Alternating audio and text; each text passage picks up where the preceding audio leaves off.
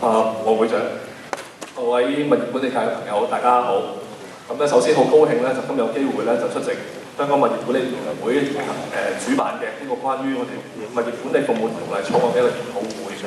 咁今日雖然就3號風球高懸，大家都可能迎住一個風雨，都好積極咁樣嚟到呢度咧，係希望即係同大家咧係交流下意見，特別係就住我哋嘅物管條例草案咧，係有更加多嘅交流，同埋咧聽聽大家嘅意見。咁首先我喺度簡介一下而家個物管條例草案一啲主要嘅內容，同埋嗰個喺立法方面嘅進度咧，就先交代一下。咁一陣間有時間有機會咧，就再同大家交流下嘅意見。咁大家都明白啦，就係物業管理公司同埋物業管理從業員咧，喺協助業主妥善管理物業方面咧，係有一個非常之重要嘅角色嘅。咁如果業主請到間好嘅物業管理公司咧，其實可以大大咁樣幫佢哋咧分擔到佢哋喺管理大廈呢個方面嘅工作啦，亦都咧係可以咧幫佢哋咧係做好大廈所有嘅管理工作嘅問題嘅。相反，如果物業管理公司或者從業員咧係唔可以幫到業主手嘅話咧，唔單止就會影響嗰個大廈管理質素，甚至可能咧係會影響居住環境，甚至嘅樓宇安全。有見及此咧，政府就喺2011年嘅時候咧，就成立咗一個規管物業管理行業嘅諮詢委員會，希望咧就為物業管理行業咧訂立一個規管嘅制度。個目的咧就係希望透過個發牌制度咧，去提升物管公司同埋從業員個專業水平。另一方面咧，亦都希望推動物業管理行業嘅發展，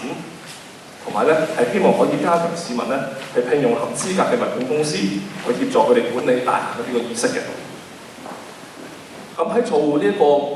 規管嘅時候咧，我哋希望都係用一個實事求是嘅方式咧去做。我哋絕對就希望係閉門造車。咁所以咧喺呢一年嘅時候咧，我哋成立咗一個諮詢委員會，就我哋都好榮幸咧，就請到阿鍾佩林律師咧，就擔任呢個諮詢委員會嘅主席。咁呢個委員會入邊咧嘅成員咧，亦都有好多係管理呢方面嘅專業人士啦，行業嘅人士啦，亦都係一啲其他方面人士咧，係我哋提供咗好多意見。咁我哋就喺2014年嘅時候咧，就將呢個條例草案咧就交到立法會嗰度。喺做呢個條例草案嘅時候咧，我哋有幾個原則咧，我哋係一直都係一直遵守呢個原則嘅，亦都得到呢個管理委呢個諮詢委員會咧。第一樣咧就係引入一個發牌制度咧，係唔會亦都唔應該咧係令到物業管理嘅成本咧係大幅增加。第二咧就係唔會因為呢個規管制度咧係導致物管公司或者從業員嘅數目咧突然出現不足嘅情況。第三樣咧都係好重要嘅咧，就係我哋要容許咧係有意從事物業管理行業嘅人士咧係可以自由咁進入市場，同埋咧維持咧成個市場嘅公平競爭。咁喺呢3個嘅指導原則之下咧，我哋嗰個嘅規管建議咧，其實咧就係分開2方面。第一個就係物管公司嘅發牌制度，第二個咧就係物管從業員嘅發牌制度。咁而為咗推行呢一個嘅發牌制度咧，我哋就建議成立一個叫做物業管理嘅監管局。咁呢個監管局咧，佢係一個自負盈虧嘅法定機構。佢除咗會係主人係做呢個發牌工作之外咧，亦都有其他嘅工作咧係需要去處理。一陣間我都會詳細啲同大家介紹一下。咁喺公司層面實施規管嘅時候，究竟係個做法係點樣咧？我哋咧建議咧就係我哋只係會做一個單一級別嘅發牌制度。個目的係點解咧？咁因為如果有一個多級別嘅制度嘅時候咧，其實咧我哋要擔心咧造成一個標籤嘅效應。亦都係咧，其實呢個建議咧都係即係每方面一個好重要嘅建議咧，就希望咧我哋確保公平嘅競爭啦。咁所以咧，我哋都要確保咧中小型嘅物業管理公司咧係可以喺呢個市場上面咧係有生存嘅空間。咁所以我哋咧就建議咧有一個單一級別嘅發牌制度咧，係令到咧所有嘅物管公司咧都喺一個相同嘅競爭平台上邊，等佢哋咧係可以咧係繼續喺呢方面從事物業管理嘅服務。另一方面，大家都好多人都好關注，頭先我都聽到阿副會長講啦，譬如保安嘅行業朋友好擔心，係咪需要去攞牌咧咁樣。喺呢條條例之下咧，其實咧我哋係註明咗咧，係有啲嘅情況之下咧係唔需要咧係攞呢個物管公司嘅牌照。譬如係啲咩咧？就係、如果間公司只係提供一個單一嘅服務，譬如話佢淨係提供保安服務，或者淨係提供一個清潔服務。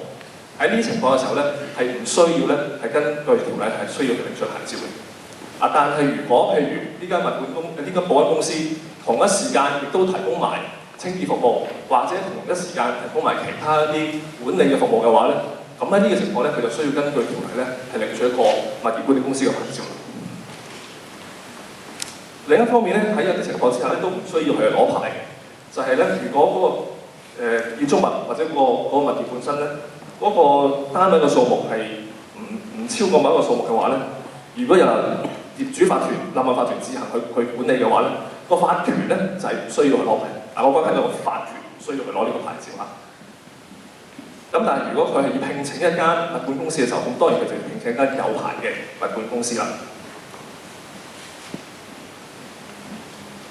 咁大家都好關注啦，咁樣點樣先至會可以符合到物管公司嗰個發牌嘅要求咧？我哋喺法例入邊咧，我哋都建議咧就係呢啲嘅物管公司咧，就需要有一個物管從業員咧嗰個職員同埋董事嘅最低人數要求嘅，亦都要考慮咧呢啲公司咧過去有冇受過清盤令嘅規管啦，又或者係有冇觸犯啲刑事嘅罪行。呢啲就係一間物管公司可唔可以攞牌嘅考慮嘅基本因素嚟嘅。為咗能夠幫業主咧能夠充分掌握到資料去揀物管公司咧，持牌嘅物管公司將來咧就必須要向監管局咧係提供一啲嘅主要嘅資料，譬如佢管理嘅物業組合啊，佢聘用嘅持牌物業管理人數等等。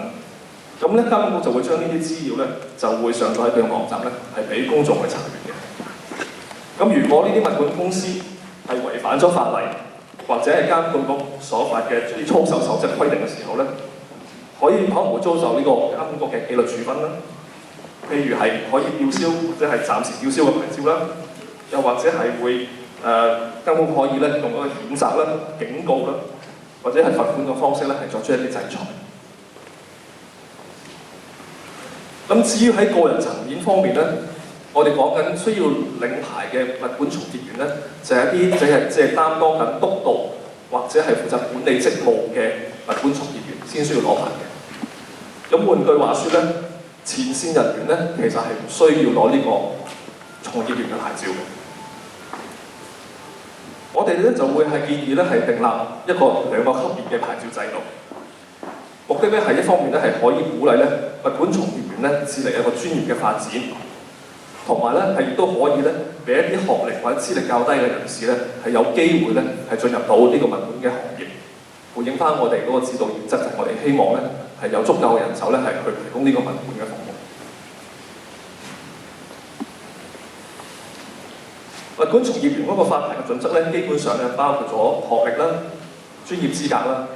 工作嘅年資，同埋咧佢係咪一個適合嘅人選咧，係去持有呢個物業管理人嘅牌照。咁咩叫做合適嘅人選咧？最簡單嘅，譬如話佢有冇過往嗰啲嘅犯罪嘅記錄啦，佢係咪一個即係財務方面有問題，譬如話係破產啊嘅人士啦，又或者係咪一個屬於精神健全嘅人士啦？所有呢啲嘅持牌嘅物業管理人咧，都需要遵從法例所定嘅要求咧，同埋監管局所定嘅一啲操守嘅守則。如果有違反嘅時候咧，亦都同物管公司一樣啦。可能咧係會遭受到物管呢個監管局嘅紀律處分啦。喺嚴重嘅個案嘅時候咧，呢啲嘅違規人士咧係有機會咧，或者係有可能咧係會被吊銷牌照嘅。咁我哋頭先講咧，就我哋會建議2級嘅一個發牌制度啦。咁如果喺第1級嗰個物業管理人嗰個牌照要求咧，係比第2級咧係相對為高同埋係嚴格嘅。譬如喺第1級嘅物業管理人嘅牌照要求咧，第一喺嗰個學歷方面咧，佢需要擁有監管局指明嘅物業管理學位或者同等嘅學歷啦，並且咧係有最少3年嘅本地物業管理工作嘅經驗。又或者如果佢係只係有其他嘅學位或者同等嘅學歷嘅時候咧，佢就需要具備最少5年嘅本地物業管理工作經驗。同埋咧喺專業要求方面咧，佢哋必須要咧係監管局指明嘅一啲物業管理相關專業團體嘅會員。又或者咧係其他經監管局審核同埋認可嘅同等專業團體嘅會員，並且係需要接受監管局就住佢哋喺物業管理專業水平方面嘅評核。咁符合呢啲條件咧，佢哋就可以攞到第一級嘅牌照。至於第2級嘅物業管理人牌照嗰個要求方面咧，咁喺學歷方面，第一就係佢哋要持有學位啦，或者係同等嘅學歷，或者係更加高嘅學歷，但係就唔完全符合第1級嗰個牌照要求嘅學歷嚟嘅。又或者佢係持有監管局指明嘅物業管理文憑啦、副學位啦，或者係同等嘅學歷嘅。另一方面咧就係工作經驗啦，佢哋咧就係需要至少有2年嘅本地物業管理工作經驗啦，又或者至少1年由第1級物業管理從業員督導之下嘅本地物業管理工作經驗。咁喺呢度大家就見到啦，喺第2級嘅物管從業員牌照入邊咧，就冇個專業學會呢個要求喺度嘅。咁呢個就係正正係我哋就有個階梯咧，就俾一啲可能係新進嘅朋友咧，係可以慢慢咧透過專業進修咧，係達至一個更加高嘅技術水平。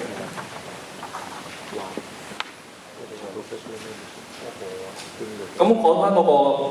監管局啦，監管局嘅主席咧同埋成員咧，都係由行政長官去委任嘅。成員入邊咧就會包括咗唔同類別嘅持份者啦。當中咧有半數咧都會係物管業界或者同埋具備相關專業知識嘅人士，而另外半數咧就會係啲公眾嘅人士。咁監管局就會兼備咧係發牌同埋推動業界發展咧呢個雙重職能嘅。大家都好關心嘅就係當呢個法例生效之後，究竟目前嘅從業員或者目前嘅物管公司究竟點樣可以喺新嘅制度之下順利過渡咧咁樣？咁我哋做呢個條例草案嘅時候咧，我哋都建議咗一個嘅過渡安排，就係當法例生效之後，設立一個3年嘅過渡期，等咧物管公司同埋從業員咧係領取所需要嘅牌照。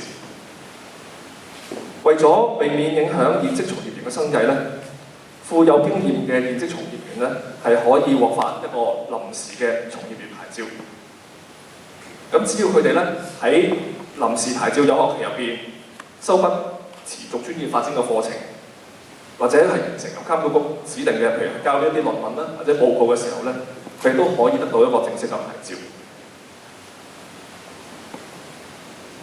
咁喺呢一個臨時牌照咧，有效期咧基本上係3年嘅。咁所以咧換句話說咧，呢一啲攞到臨時牌照嘅從業員咧，只要喺3年入邊咧係符合到監管局所定嘅要求嘅話咧，佢哋都可以轉咗咧，係成為攞到一個正式嘅牌照。嗱呢一個嘅過渡安排咧，一方面咧我哋希望咧係容許一啲現有資深但係未能夠完全符合正式發牌要求嘅物管從業員咧，係可以攞到牌照。另一方面咧，我哋都希望咧可以確保到咧有關嘅從業員咧係達到指定嘅專業水平，維護整個發牌制度嘅公正性同埋公信力。至於條例草案嘅最新進展咧，其實我哋頭先都講過啦，就係喺2014年嘅4月咧，我哋就已經刊登咗憲報，亦都喺5月嘅時候咧就提交咗去立法會咧係進行呢個審議嘅。咁亦都啱啱喺今個星期嘅星期1咧，立法會嘅法案委員會咧就正式咧完成咗呢個逐條審議嘅階段。咁我哋謝偉俊議員咧，亦都係我哋呢個法案委員會嘅成員之一。咁喺嚟緊嘅暑假入邊咧，我哋亦都因為喺法案委員會咧，亦都收到好多議員啦，亦都聽到好多業界好多唔同嘅聲音同埋意見啦。我哋咧係會提出一啲嘅修訂嘅。咁呢啲修訂咧就會我哋預計咧喺立法會復會之後咧，就會提交翻去俾法案委員會去審議。咁我哋好希望咧喺法案委員會完成審議之後咧，就可以咧係恢復2讀同埋3讀。咁當條例草案我哋通過之後咧，我哋就會着手咧係成立叫監管局。咁同一時間咧，我哋仲有需要一啲嘅相關嘅附屬法例咧，係需要提交去俾立法會嚟審議。咁我哋咧整套喺包括咗主體法例同埋呢個附屬法例咧，全部完備之後咧，咁呢條條例咧先至會正式係生效。咁呢個過渡期咧喺嗰個時候咧，先至會正式開始。咁我嘅簡介咧就暫時到呢度。咁我知道咧，可能陣間大家走嘅時候咧，都可能會有啲風雨，但係咧可以同大家講咧，我哋民政事務總署咧，同大家可以話係風雨同路，亦都係好樂意咧係聽大家嘅意見。如如果大家係有其他方面嘅問題咧，我亦都好樂意咧同大家溝通同埋咧係澄清嘅。多謝大家。